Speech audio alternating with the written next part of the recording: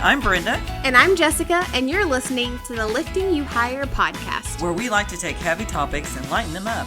Our goal is to encourage and lift you up on this journey we call life. So grab a cup of coffee, sit back, and enjoy.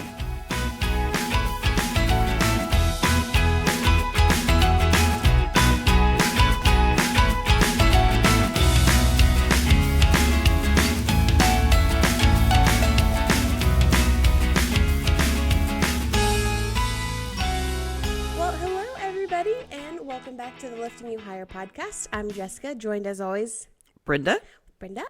And we're just so excited that you guys joined us today.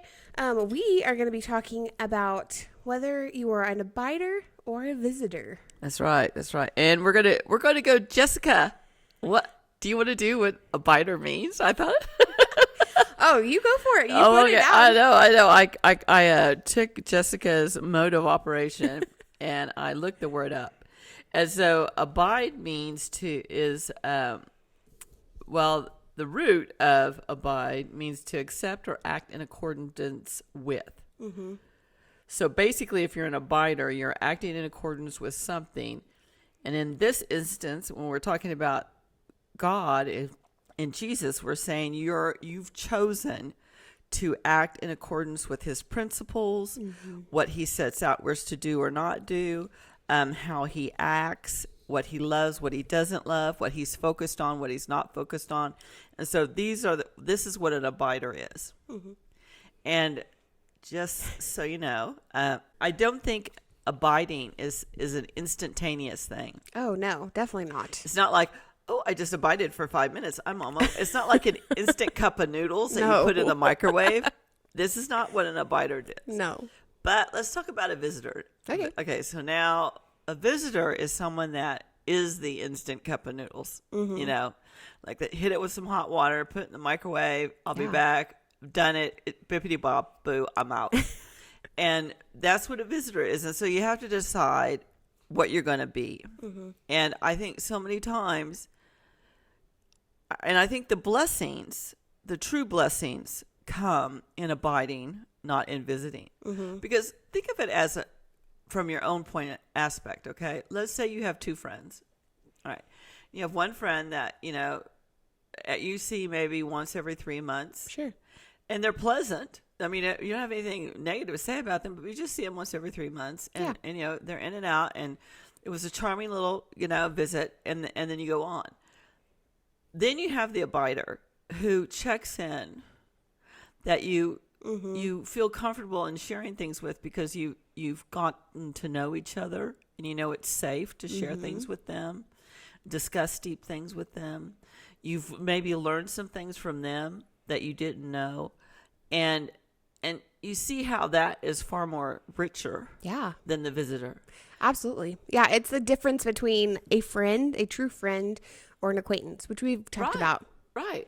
So it's like somebody face level or somebody that you trust with everything. Right. And so I think I just came across these words in something, I don't know what it was, and it just really stuck in my spirit. It was like, I want to be an abider. I don't want to be a visitor. Yeah. And I think, unfortunately, in America, and we have a lot of visitors. Mm-hmm. I know that's our problem. I think in Europe, there's a problem of they're in their third generation of non-Christian education.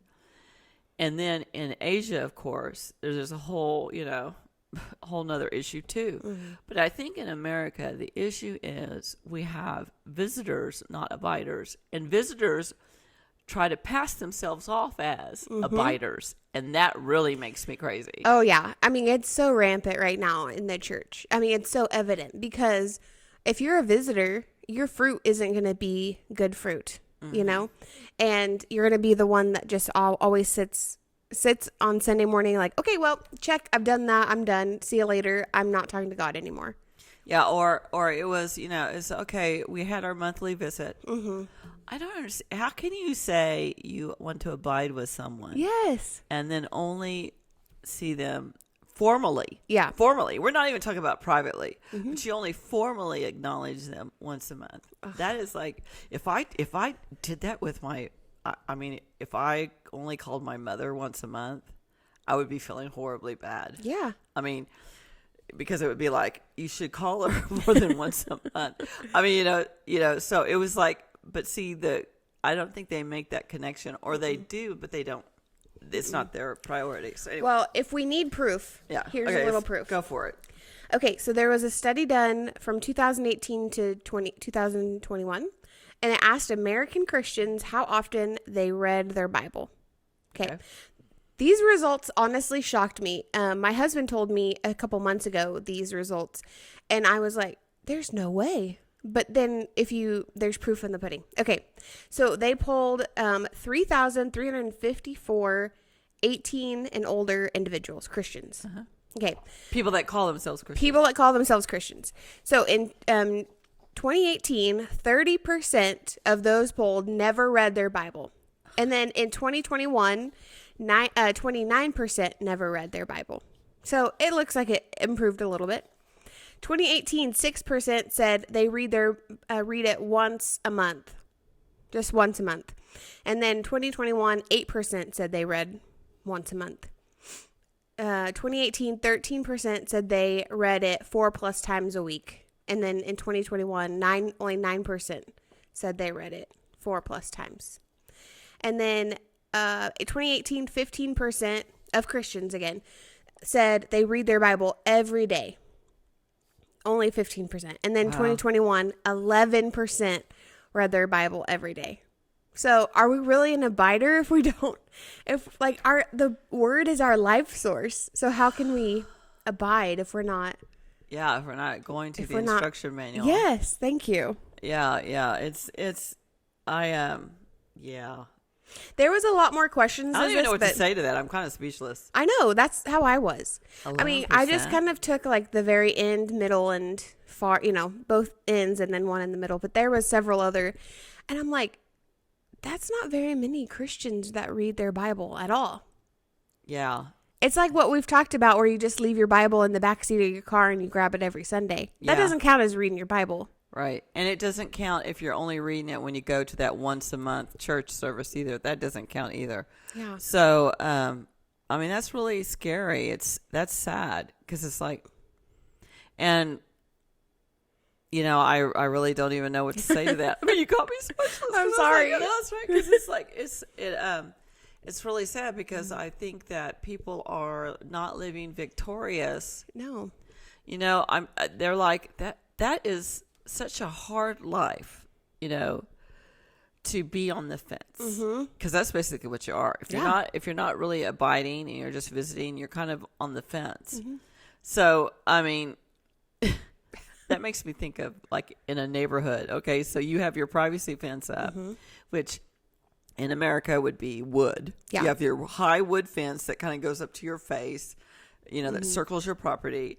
And then the person next to you. And so you are just going there every once in a while, peek over when you hear some noise, peek over, say hi, and go on. And that's it. And I'm like, so you really, of your neighbor, but you don't really know a lot about your neighbor. Yep. And then you get frustrated when your neighbor, doesn't help you. Well, your neighbor doesn't, do you have the relationship? Right. Do you really, and then do you really want to hear what that person has to say? I mean, because maybe they're like going to say, don't do that. And you're like, well, who are you? Yeah. And so it's kind of like, that's the kind of the allegory, I guess, if you want to say, that you have going on here with people who, say they are Christians and yet don't have a deeper relationship with God. Yes. I mean, how can we, life in general is tough. Right. Whether you're a Christian or not. But I'm telling you, we have help in the Word. We have comfort in the Word. And if you're not, eating your life source, absorbing the bread of life, how can we survive, you know? Right. You're just sort of barely scraping by, I think you're getting beat up. You're Yeah. getting beat up, and then you have no place to go to heal up. Because the world is not a nice place. I mean, the world's kind of messed up. I mean, let's just put it out there. And, we can thank Adam and Eve for that. And then, the devil. And so the world is messed up. And so it's like, this is your source to go to to get healed, to get educated, to get wisdom, to get prophetic education. Yeah. I mean, everything is in here that you need. And it's like, you know, if you don't go to it, what can I say? You know, it's going This to be isn't rough. meant to be a guilt trip. Right. Like if you miss reading your Bible a day, it's okay. It's gonna be okay. I promise. But you know, like if you're not reading your word at all and you consider yourself a Christian, then I want to push you. And I hate using terms. I hate using terms because it's like so many terms have been so abused. Oh yeah, definitely. And then lots of times people like to take them and soften them so they don't seem as harsh, you know. And it's like, but let's just say it's going to be a rough world out there for you. Yep. If you claim to have Jesus in your heart, but yet have not stopped and gone in and become a deeper relationship with him. I wish we could have a banner and say, you've got to go deeper, because if you don't, you're just going to be on the surface and you're going to get tossed to and fro all day long. And it's rough out there. Yeah. And so it's not made to condemn. It's a plea. This is a plea to whoever hears it. It's a plea. Yes. Go deeper, because that's the only place you're going to find a rock and an anchor. Yeah. Yeah. I mean, man. I mean, it is so rough out there. I mean, I'm just reminded of multiple stories in the Word. I remind myself of the 10 virgins. And even when Jesus was speaking in another verse, I don't remember which one it is off the top of my head, but he said, the people said, we gave you food to drink, or when did we give you food to drink and shelter over your head? And I just don't want to be at heaven's gate and heaven's door and Jesus say, I don't know you. Who are you? So that's what drives me to go deeper. And honestly, it's not that hard to go deeper. I mean, it does take discipline. Yikes, that's a big word. But, And that's not a user-friendly word in this day and I'm age, sorry, I know. discipline, yes. But, it takes discipline, but you can do it. It's not that hard. Just start a routine. I know God doesn't necessarily need to be a routine, but start a routine, because that helps me remember, oh, have I done this yet? No. Okay, so then I go do it. So take 5 minutes and read the word, but don't just read it and then, okay, I'm done, check mark. You read it, then you say, okay, well, what was the context? What were they talking about? How does this relate to me? But what was the author's purpose in writing this? What does God want me to get out of it? Ask yourself those questions and then journal if that's your thing. If not, mentally reflect. But that's what helps me dive in deep, because I'm like, oh, I never noticed that, this said so and so and so. Right. Don't try to speed read it. It's not about speed. It's about, again, depth. And I've told this story before, so I won't go into it again, but my own personal experience with wanting to go deeper, because I knew I got saved when I was 29. So I'd spent that many years in the world, and I was like ready. I always likened myself to like a stray cat. Let me tell you, once they let me in the door, I was like, I had no desire to go back out there. Yep. And I knew that there was more to it than just coming into the house. I wanted the deeper relationship. And so, but I was so undisciplined. I was so wild. I was so uncouth. And so, and a big fat baby, spiritually speaking. Yeah. And so, the Lord told me, Brenda, just give me 3 minutes a day. And at first it was so embarrassing, because I thought, I'm not telling anybody that I only spend 3 minutes a day in God, because that sounds like I'm, because I wanted to be this spiritual giant, and I was kind of hanging out with some people that were a little more mature than me, and I thought, how embarrassing and humiliating. They probably spend an hour, and here I am. All I have to do is 3 minutes. But when I started doing the 3 minutes, it was It was tough. It was tough. Yeah. I mean, it was like, oh, okay, 1 minute down, and I really checked my watch. That's a fact. And, but as I did it and was faithful to it, And if you don't like the word discipline, use the word faithful. Yeah. That's that's a user-friendly word, faithful. As I was faithful to it, the 3 minutes then grew into 5 minutes. And now it's a part of my life. And so now I am an abider. I can't imagine being a visitor. In fact, when I see visitors, I hurt for them because I feel like they are in the position, they're in that zone where they're just getting it from both sides. Yeah. And it's like they don't understand why things are rough. And it's like, it's because you're just visiting, you're not abiding. Yeah. That's good.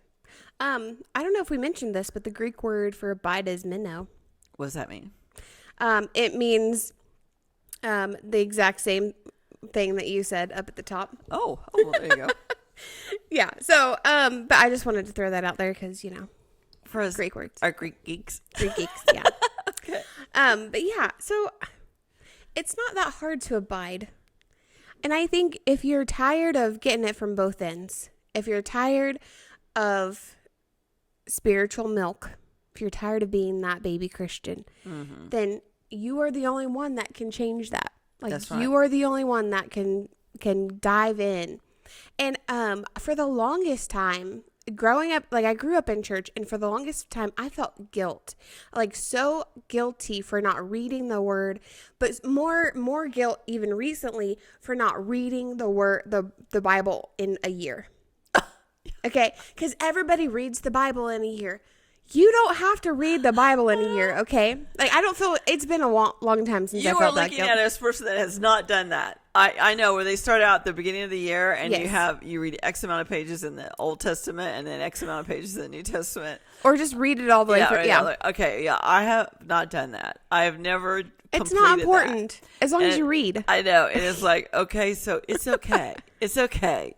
If you want to do that and you've done it, then hey, man, Yeah. you're cool. Way to go. Good for you. But it's okay if that's not what happened. Yes.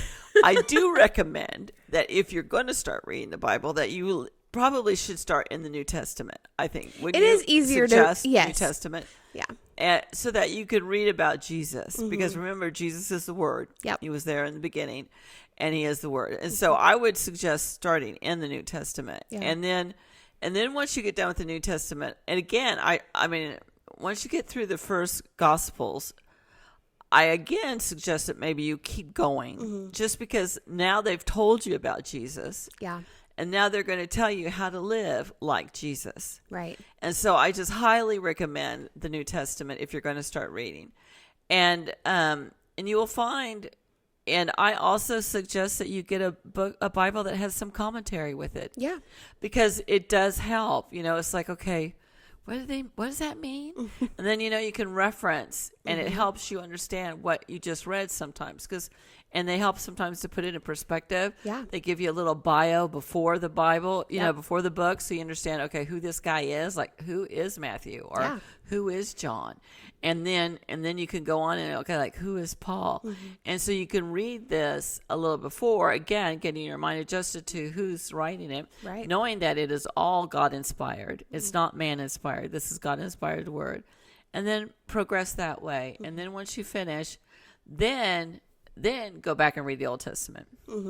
Yeah, it is a little bit drier, but there's so much adventure with the Yeah, Exodus, like, oh, I just love it. But I mean, don't feel guilty that you can't read like a book a day or whatever. I always, Just read a few chapters, because honestly, if you're going to dive deep and like dig into the word, only take a small chunk, but just remember context. right. Okay, what is that verse saying? Okay, what's the whole chapter saying? What's the whole book saying? What is the whole Bible saying? Just remember, it's kind of like circles. Right. And I'm not a big journaler, if that's a word. Yeah. But I do, when I do write it down sometimes, because I'm like, oh gosh, that's so good. And so I'll write it down, and with the hopes that in writing it down, it sticks stronger, inside of my head. Yeah. I'm like, okay, I'm writing this down so I remember, because that is really good. And then my fun about, I enjoy reading the Old Testament in that, because it's like, I feel better about myself. Man, I'm so much better than the Israel people. God used these people. I feel so much better about myself. Which is wrong. I guess it's probably wrong. I don't know. Well, my favorite saying from the Old Testament is stiff-necked people. Yeah. So I call myself a stiff-necked person sometimes. Stiff-necked person. But yeah. Okay, can I put a little toe on a soapbox? Go for it. I don't care what Bible you read. Just know that the Message and the Passion Translation is not a translation. Right. It is a man-made interpretation. Yeah. It's an interpretation of their interpretation of the Bible. Yes. Now I will say this, and Jessica and I kind of disagree on this point. I do love the way they interpreted the Psalms, because it is so poetic. It is, And I'm not saying that the true Bible is not poetic, but they took current words. Mm-hmm. Now, and I will put a footnote to this. They took current words, and it reads like poetry. It really does. But footnote in that is that many times current definitions of words are nothing like the original root of the word. Yes. So you've got to have that in mind too. So I think the Message and the translation is probably something that a mature Christian should read. Yeah. Does that make someone that knows the word? Let me put it that way. Yeah. Not because it is an interpretation. It reads beautifully, but in doing so, it sometimes veers off the current or true words that were written in the word. Right. Does that help? Yes. Okay. Yeah. Does that make, yeah. Yeah. So, just my little pinky toe on my soapbox. Understand. And I think that's true. I think that is something that people need to know, is that it is beautifully written, but it is a human being's interpretation of the God-inspired word. Right. And so, that's that. I understand. I put my toe on it too with you. So we're there. Yeah. So anyway, we hope that this has kind of spurred you. That's what we want to do. We want to spur you to come off the fence. Yes. And dive in deep. Yeah. Because God so wants to spend time with his children. He so wants to spend deep, meaningful time with you, because he created you and he loves you and he wants to spend time with you. That is the bottom line of this whole podcast today. Mm-hmm. And so just remember that you are loved, you're beautiful inside and out, you have a purpose, you are needed, and we just want you to be blessed and stay safe.